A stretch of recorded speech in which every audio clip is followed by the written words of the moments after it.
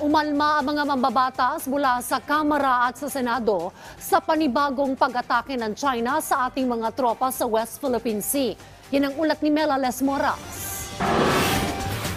Pumalag ang ilang kongresista sa panibagong pag-atake ng China sa ating mga tropa sa Ayungin Shoal sa West Philippine Sea kung saan may sundalo pang naputulan ng daliri. Ayon kay Surigao del Norte 2nd District Representative Robert Ace Barbers, dapat ay manghuli na rin ang gobyerno ng mga dayuhang nanghihimasok at nanggugulo sa ating teritoryo.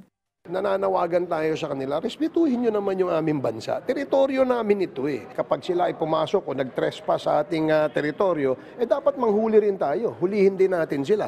Dahil isang pagpapakita ito ng pagrespeto sa ating mga pulisiya at ating batas dito sa ating bansa. At dapat arestuhin natin yung mga nagtitrespass sa atin. Pero ang tanong, may kapasidad ba tayong gawin ito? Tugon dyan ang isa pang mambabatas, dagdag pondo ang ihahatid nila. Sabi ni Bukidnon 2nd District Representative Jonathan Keith Flores, sa darating na budget season o pagtalakay ng Kongreso sa panukalang pambansang pondo para sa susunod na taon, paiigtingin nila ang suporta sa mga ahensyang nakatutok sa West Philippine Sea. We'll be pushing more for mas malaking budget for our Coast Guard, our Philippine Navy, and including our armed forces in general. Kasi hindi na pwedeng pambabastos nila. Sumusobra na talaga.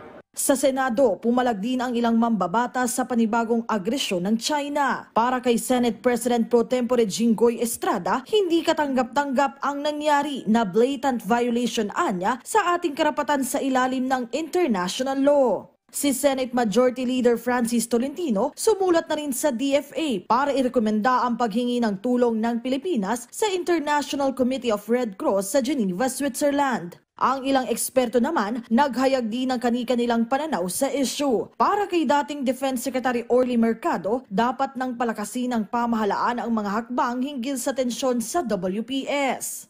Ngayon ang labanan tit for tat. Dapat ang sagot natin diyan tit for tat din.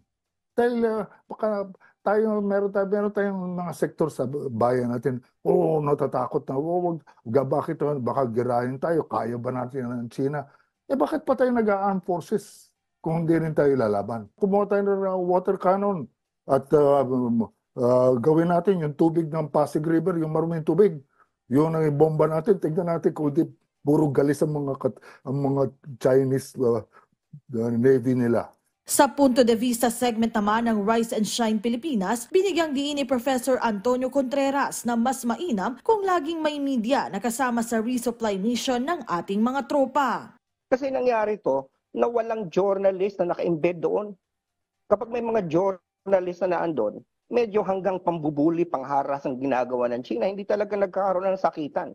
Sa lahat ng pagkakataon pagtitiyak ng mga mambabatas, kanilang isusulong ang kapakanan at karapatan ng ating bansa.